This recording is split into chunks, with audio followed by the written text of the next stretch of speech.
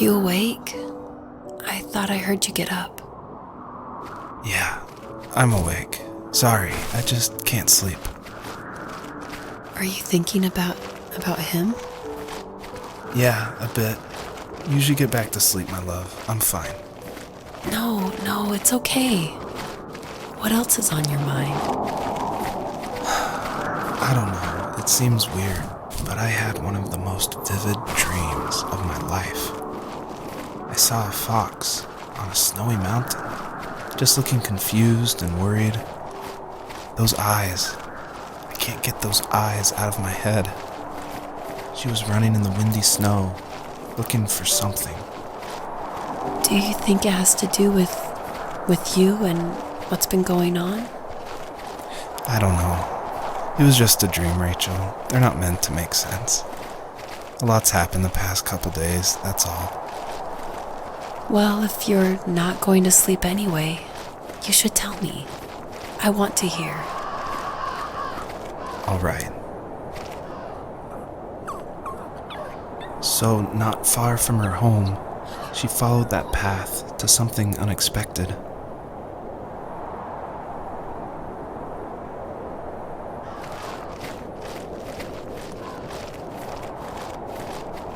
She couldn't stay, though. She had to find her other 2 children. So she took that path. She followed it towards something ancient. Something with answers.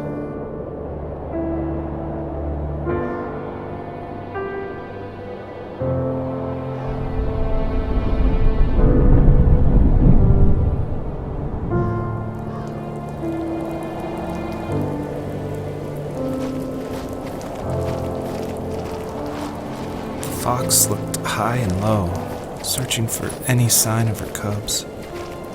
Points of light showed the way to this ancient tree. It was as if each one had a story to tell, all their own. The land was trying to tell my story, too. I felt like I was right behind her the whole time.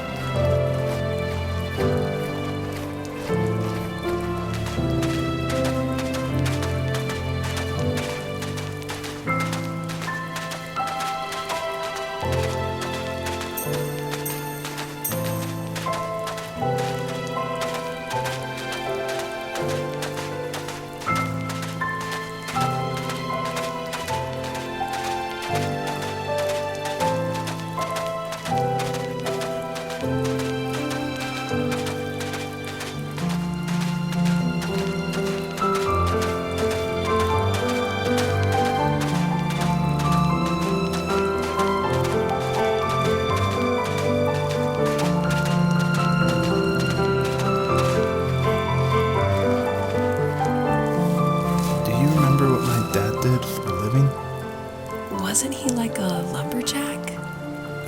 That's one way of putting it. If wood was a canvas, then a carving knife was his paintbrush.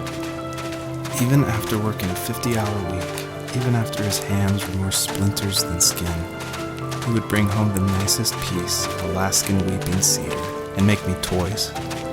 That wooden train was the first toy I can remember, and I loved it. I just knew from a young age I was going to be a lumberjack, like my father.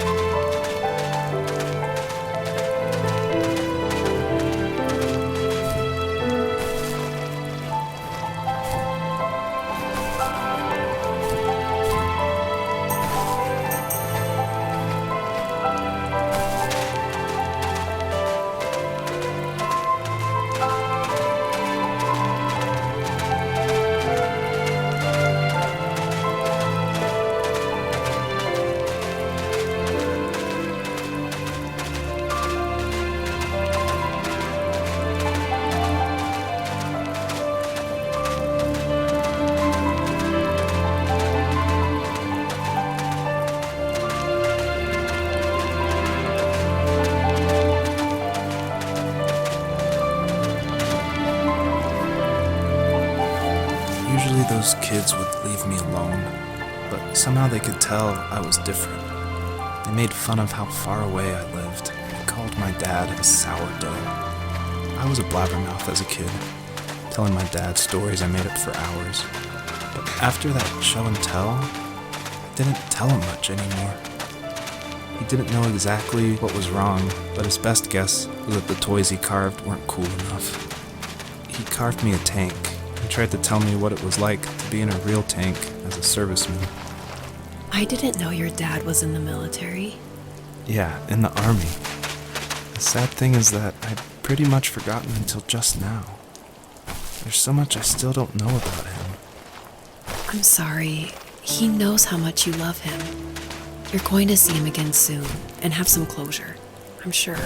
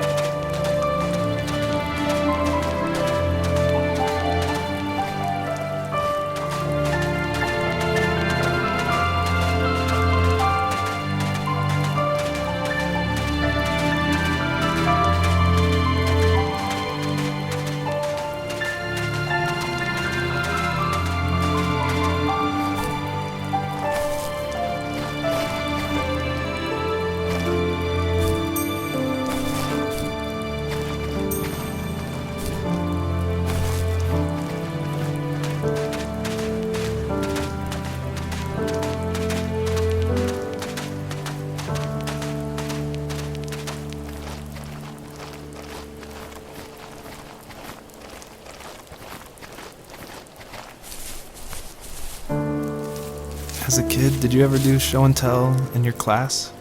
Yeah, I think I only did it once, when I was in the 4th grade. You know how my life was around then.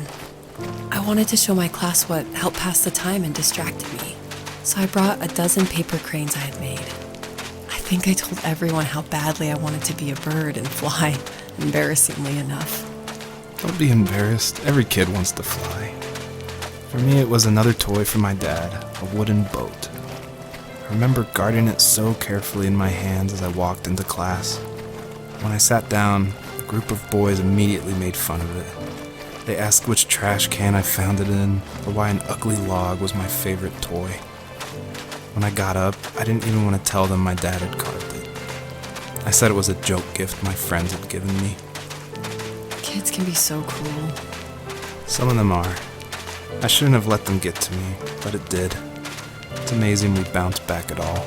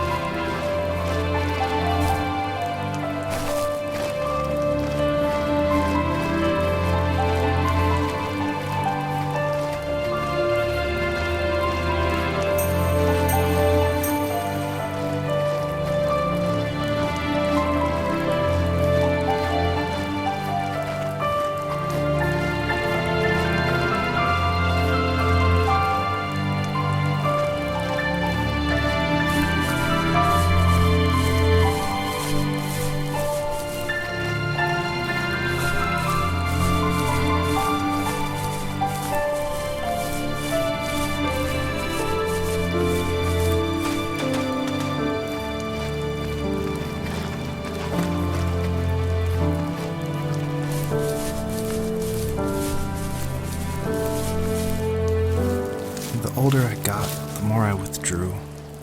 I asked myself, why talk to anybody anyway? Why bother when I'm happy by myself? I started drawing a lot, mostly animals I saw in the woods by my home.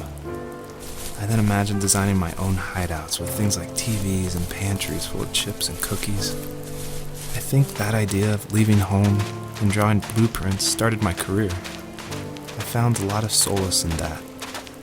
I'm not surprised, but I did the same thing, you know?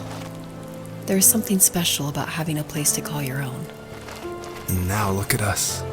Well, if you count renting in an overpriced city. It's as close as we can get for now.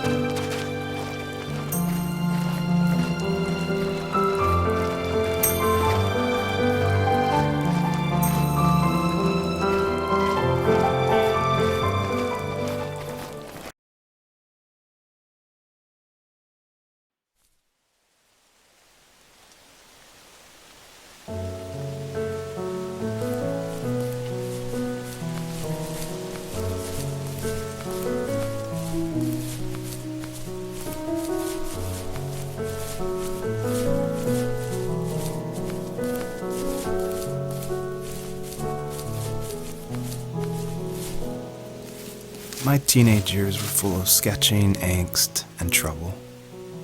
I wasn't popular or unpopular. Maybe just forgettable. I guess that gave me a sense of freedom.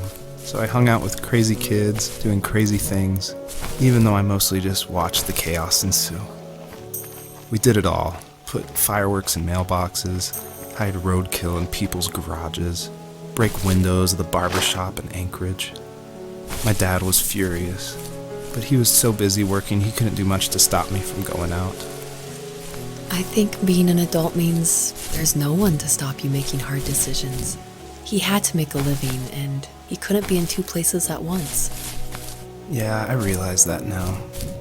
But at the time, I was sure he was more interested in growing his business than what was going on with me.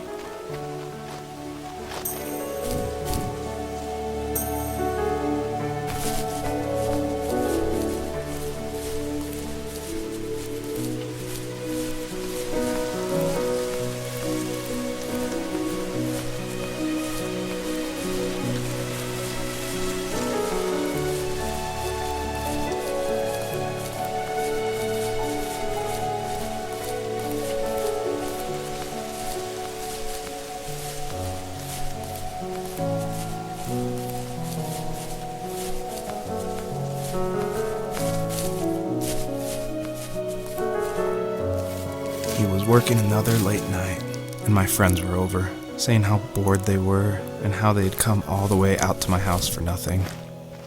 One of them mentioned how that old, ugly beyond belief truck was still in the garage, and how we should take it for a spin. I was only 15, so I kind of fought it for a while. The next thing I knew, we were careening around the mountain path, rocks spitting onto the sides of the cliff, while my dad's cringeworthy bluegrass blared out the speakers. I drove while my friends were in the back of that yellow and purple truck, throwing beer bottles and trash at anything remotely interesting. Felt like I was soaring in the air with borrowed wings. But all good things have endings. A cop outside of Eagle River pulled us over after he saw us in a bottle rocket into someone's yard. What followed was a long night of talking to disappointed adults and feeling smaller than ever.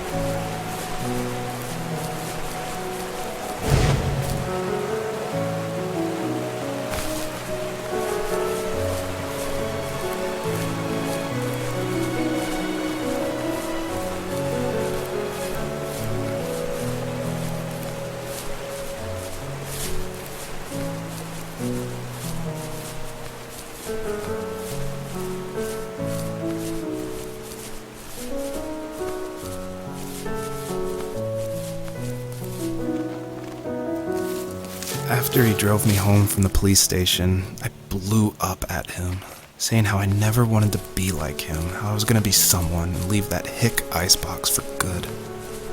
He just looked forward at the road with tired eyes. I took out that bluegrass tape from the cassette deck and chucked it out the window. In my sage teenage wisdom, I thought I proved the ultimate point, but my dad had a different idea. He slammed the brakes, slowly bowed his head while gripping the steering wheel, and finally looked at me. All he said, like it was a polite request, was, "Make this right." I sat there in silence, fuming, but I eventually got out and combed every square inch of the woods, muttering profanity after profanity. I found it 30 minutes later, near a small waterfall off the road. I went back to the truck, put the wet tape back in, and sure enough it worked. We didn't speak another word to each other the rest of the night. Wow, I knew you were a crazy teenager, but... It's hard to believe, isn't it? It surprises me too. It's like I didn't really know who that kid was back then. I bet my dad thought the same thing over and over. It's almost like he was saying, "Make this right," to himself, more than to me.